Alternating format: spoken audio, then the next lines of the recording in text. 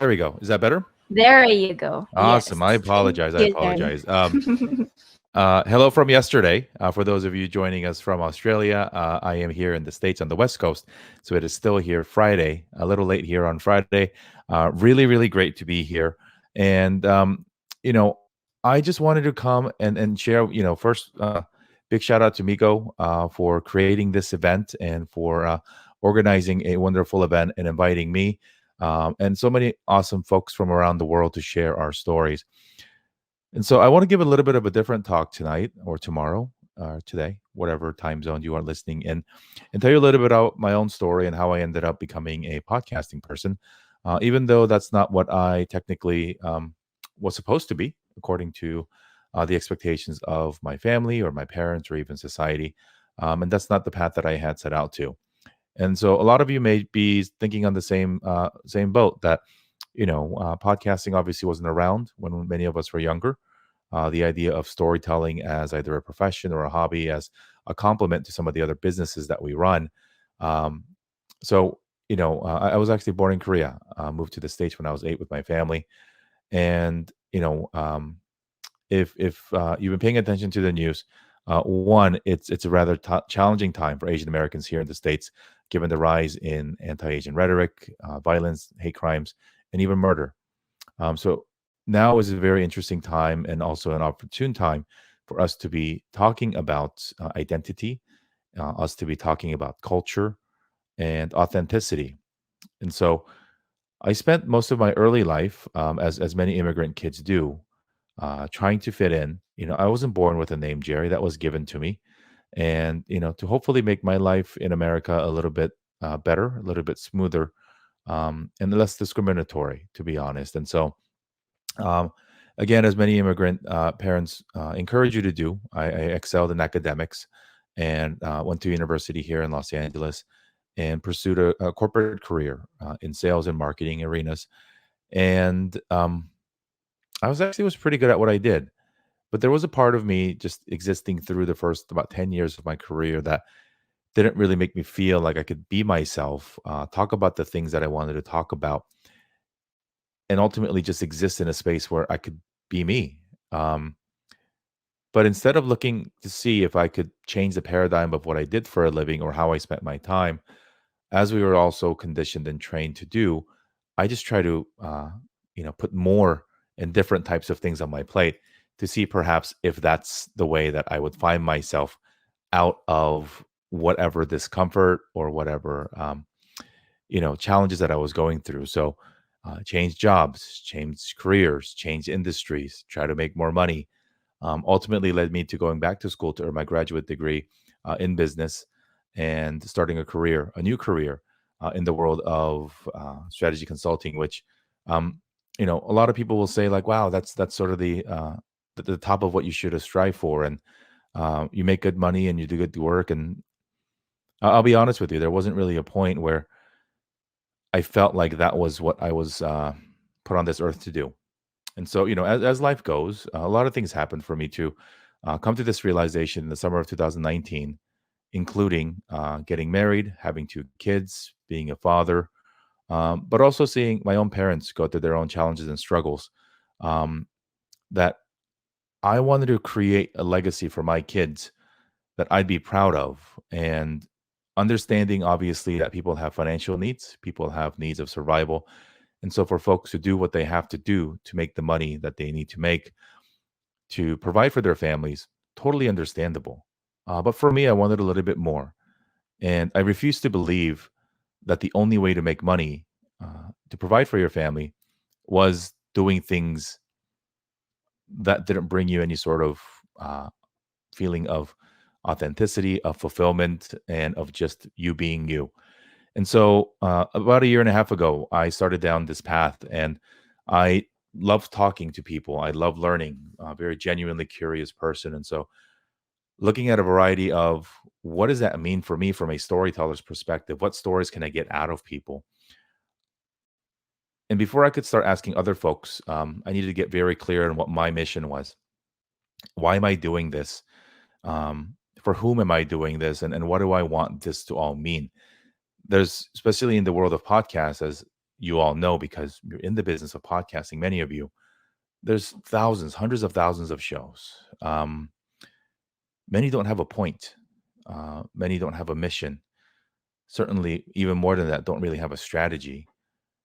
Many are funny, many are personality based, and they're all good stories. But from a perspective of resonating with somebody who might be listening to your show on the other end of perhaps the other side of the world, what does that mean from a connectivity perspective? So, spent 4 months creating content for myself, learning about myself, reading a lot, and just observing in the universe to see what part of the puzzle, in the podcasting puzzle, in the storytelling puzzle, is currently missing, and that we could try to fill, that I could try to fill.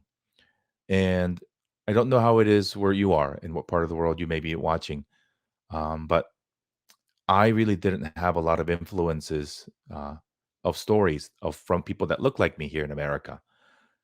Here in America, uh, America is about 6% Asian American, even though globally, as I'm sure you know, we're the dominant group, 4 out of 7. But in America, we're about 18 to 23 million people, depending on how you slice the pie. But also, there's a lot of history here as to why we have not had yet the fair opportunities or the compounded historical opportunities for us to be in leadership positions. And our culture also has led us to believe or just admit the fact that we shouldn't really brag, that we should be very humble in everything that we do. And so when I was growing up here and all throughout college, again, that was about 20 years ago. And so media is very different from the way we look at it today. I didn't have a lot of stories of people look like me doing a lot of different things that weren't your stereotypical and traditional paths of medicine, law, engineering, and other professional degree jobs. And as I sat there 2 years ago with my two kids, very young kids, said, what do I want them to be inspired by when they grow up?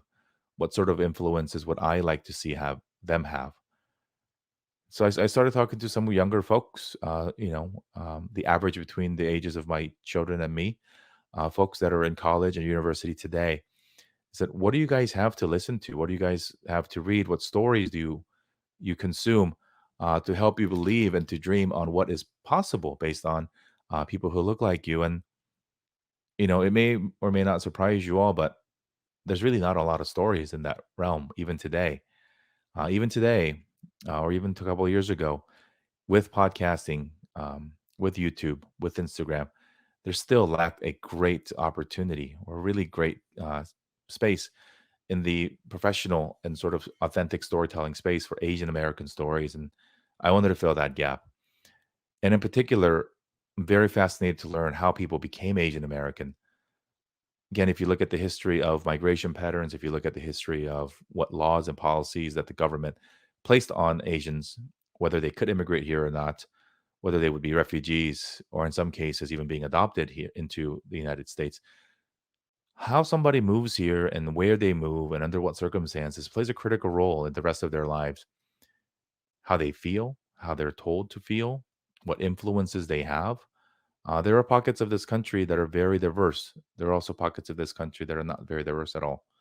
And so those are the things that I wanted to explore: the origin story of where people came from, where they were going, what they were told that they could be, what they thought they could be, what did they think they wanted to be, and so what did they study university and what things did they try, and really looking at where are they now and where do they want to go. And so those are the four fundamental things that I started asking folks on the Asian Americans a little more than a year ago. So the show started on March 2nd, 2020, which is my daughter's first birthday.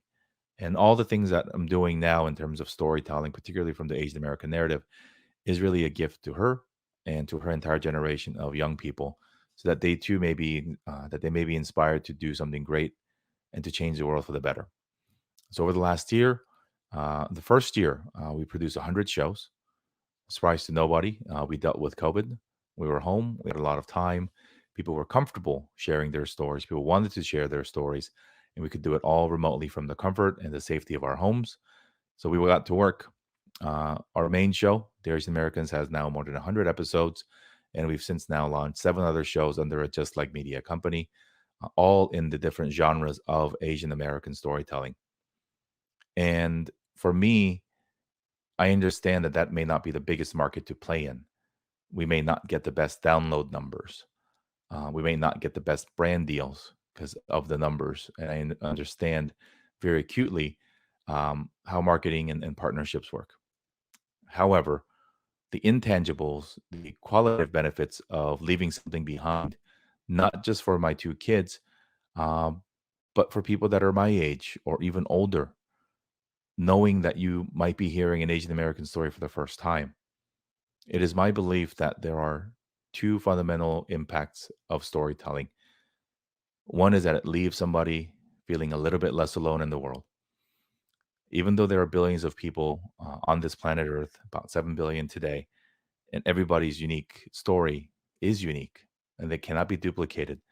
There are so many threads of commonality and resonance between all of our stories that when we hear somebody else's, there's a piece of that that always hits us.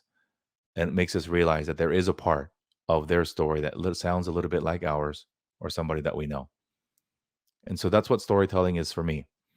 It is really primarily to make somebody in the world feel less alone, particularly in times of 2020 and COVID. What better gift than to have somebody feel a little bit less alone as we've been quarantined, as we've experienced physical harm, pain, emotional loss, and millions of people have died around the world because of it. And two, the storytelling has the power to change lives. I think if you are a podcaster, if you are a fan of podcasting, if you're an author, if you're a content creator online, you know the full power of storytelling and what it can mean for you. And so it has also changed my life. Um, and so not only through the stories that I tell, but also allowing our listeners and allowing our friends um, to listen to my stories, but to not only listen to my stories, but also to see me grow and to see me go into a different variety of life paths and opportunities anchored on podcasting and storytelling is the story that I want to leave behind. And so I have, as many speakers here have mentioned before, have been invited to tell my own story on a variety of podcasts from all over the world. I have now the opportunity to write a book, actually two books, working with a literary agent to get my books published by the major publishing houses here in the States. I now speak to organizations, schools, companies about this very topic as I'm doing with you today, on the Asian American experience, on the possibilities, the wonders, and the beauty of authentic storytelling. And so it has changed my life. If you haven't yet started, I encourage you, I implore you to consider sharing your story. So, for a little while, I just want to share with you how I go through the process of defining what story you want to tell and a 5 step process to really validate uh, your story or your strategy to make sure that you're going to do the best job and set yourself up for best success. So,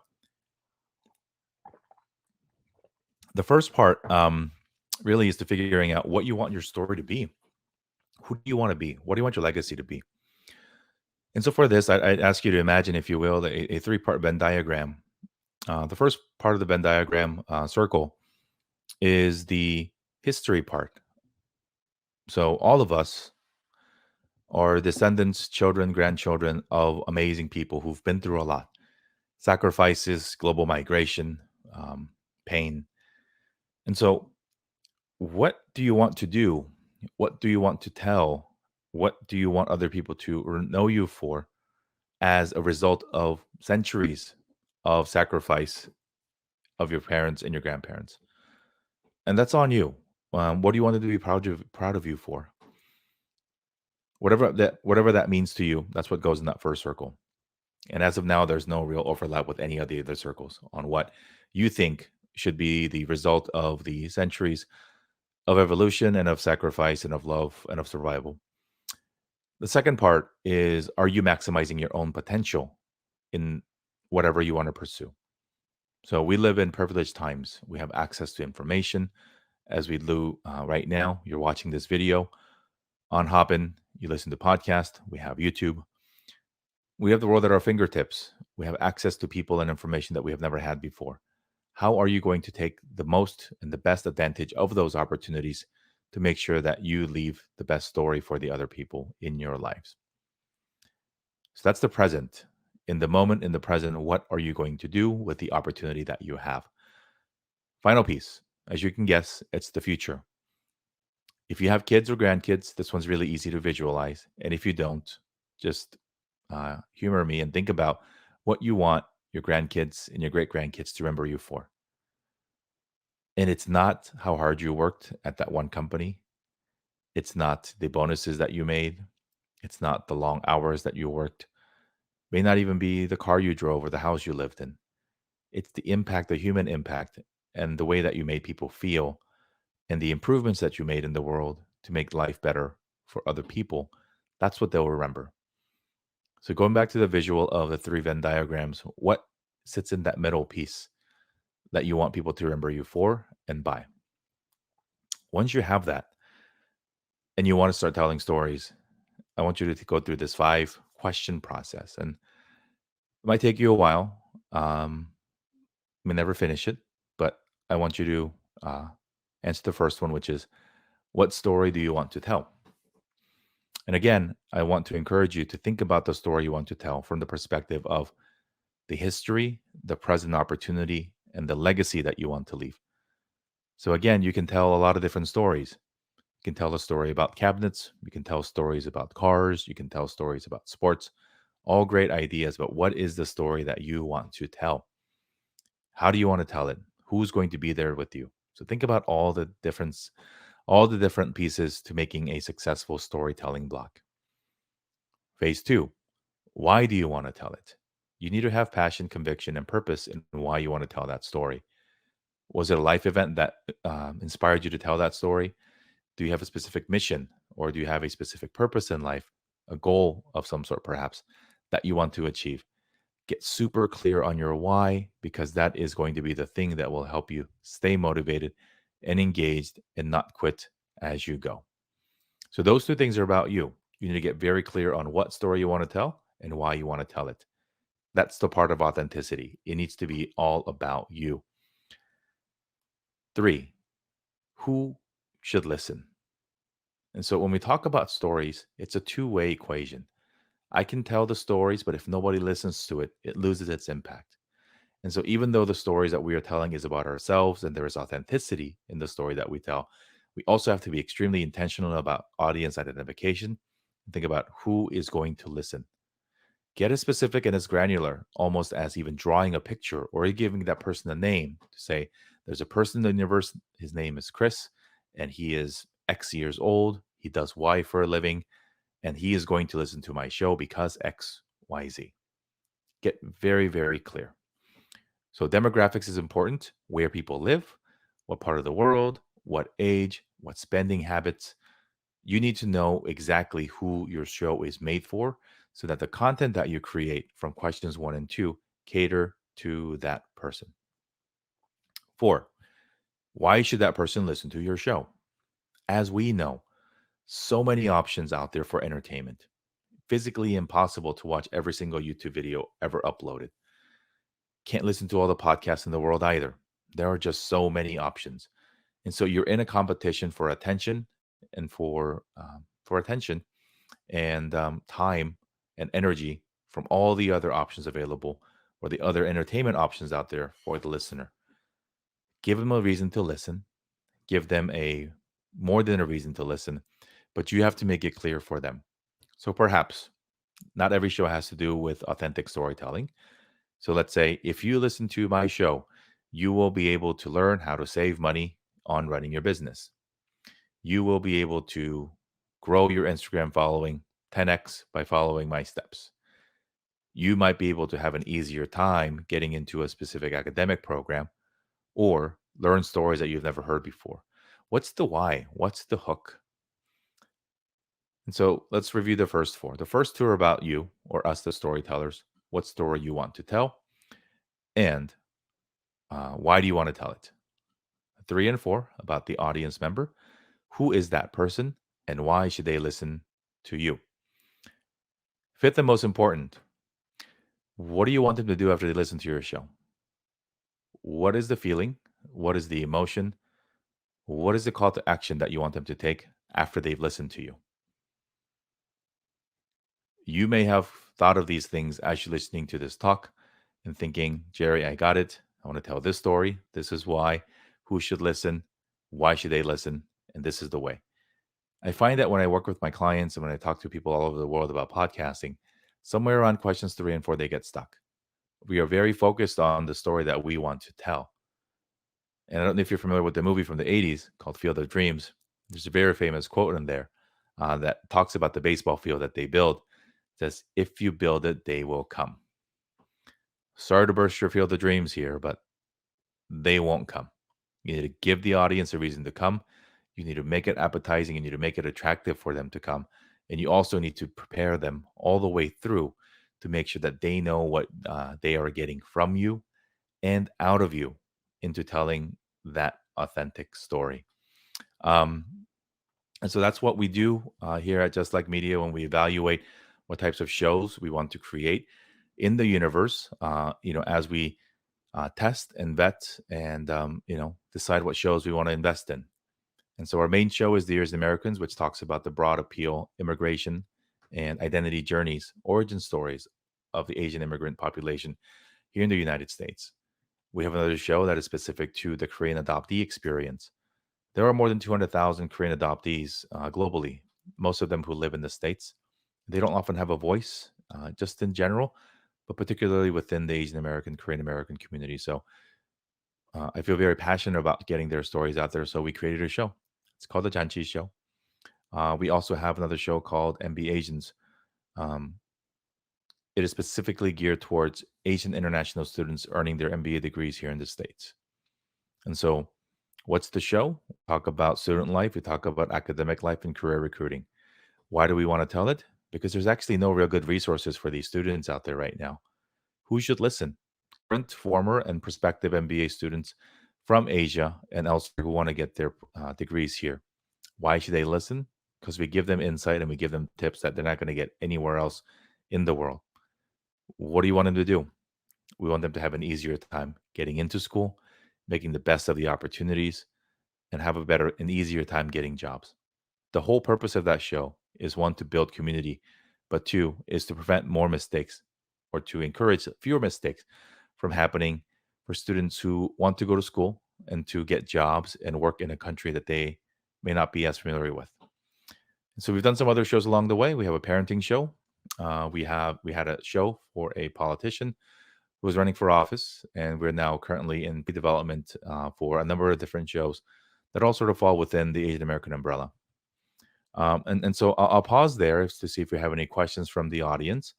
For those of you that might be watching here on Hopin, so we'll pause for a little bit. And if there are no questions, I'm happy to talk a little bit more about some of the other things that I'm doing. I think we have. Um, Let me know in the chat what the timing looks like, but I think I started around at the 26-minute mark. So my 30 minutes are going to be up here in about 6 for the folks in the control room. But if you are watching this live, thank you for joining us, and would love to entertain some questions if you have them.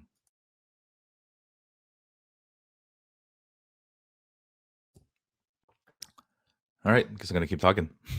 Um, if the backstage team can let me know until when I have, would give me a good idea. I'm going to assume I have about 6 minutes until the. Oh, hi. Hello. Hi, it's me. I have a Welcome back. question for you. Sure. Just one question before you continue with your talk. My question is, how did you find, how did you discover what story you would like to share with the world? Like, you have a specific story that you tell in your podcasts. How were you able to discover that niche maybe, or topic that you would want to share with the world? That's a very good question. Because it didn't exist. These are stories that I wanted to hear. These are people I wanted to hear from, and they didn't exist. Um, I make no assumptions about how media is in other parts of the world. But in the States, even though the country is very diverse, um, media in all forms, TV, radio, books, podcast, are still dominated by white people. And so the stories of minorities, the stories of immigrants in particular, have a very hard time getting traction in mainstream media. Even in podcasting, as I'm sure everybody is well aware, there's a lot of large, big business money in the podcasting space. Shows are being bought for hundreds of millions of dollars, as we sure know. And so it is really hard for somebody looking for that specific story that is from people who look like them. So my company's name is Just Like Media because it's stories for people and by people who look and sound just like me. And so I love books. I love personal development books. You guys see a bookcase behind me. I got a bunch of them. I used to love listening to other people's podcasts. And the thing that I realized, and there's nothing wrong with the content that these guys produce, to be honest with you, the content is fantastic. There's a lot of thought leaders, there's a lot of psychology professionals, there's a lot of motivational speakers who have books, shows, podcasts, and all that. And they actually do provide really good content. But what's missing is context. Because as an Asian person in America, and I am just one identity, but if you're a woman, if you're LGBTQ, if you're Black, if you're brown, if you are not able, life is different, right? And so when life advice in general is given by people who have the most privilege in society without taking into consideration that that same advice likely isn't applicable for people without that privilege, then that advice, it may not be bad, but it's bad for me. So we need to provide relevant and contextually relevant advice for different groups of people from the people that have shared similar experiences. So if you were born here or in whatever country and you have not faced racism, you have not faced sexism, people not have said things to you because of the way you simply look, you don't get to tell me how to be successful in life because we are starting fundamentally at a different place. And so, again, the content that some of these folks create is fantastic, but it lacks the context. And I want to create contextually relevant content so that little kids to look like me, little kids to look like you can listen to our stories and say, okay, because it is different for us. It is different for us because of fundamentally the way we look, and that's the way we experience the world. And so that's the gap I'm trying to fill.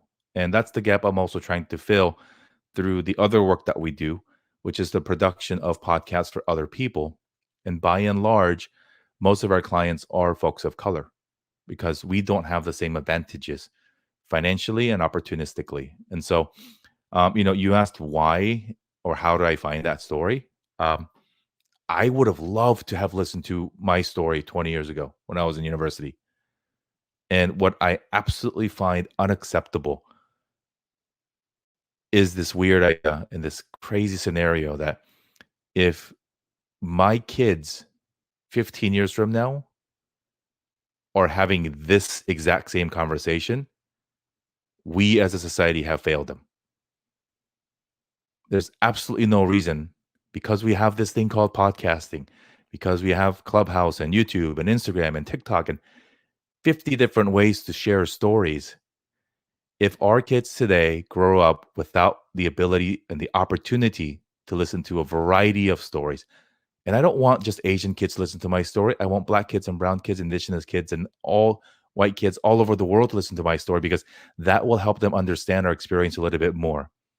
And in a world where we're experiencing global anti-Asian racism, an increase in hate and violence against people that look like me, I would have to hope, I have no choice but to hope, in fact, that sharing our stories, humanizing ourselves, letting them know that there are more things that are similar to us, that we deserve to live, that we deserve to feel safe, and they have the same opportunities, will perhaps make people understand a little bit better our experiences, make other people slightly more empathetic, and ultimately getting to that place where we can coexist in a much happier and safer place. And so I left the corporate world to pursue this dream of storytelling.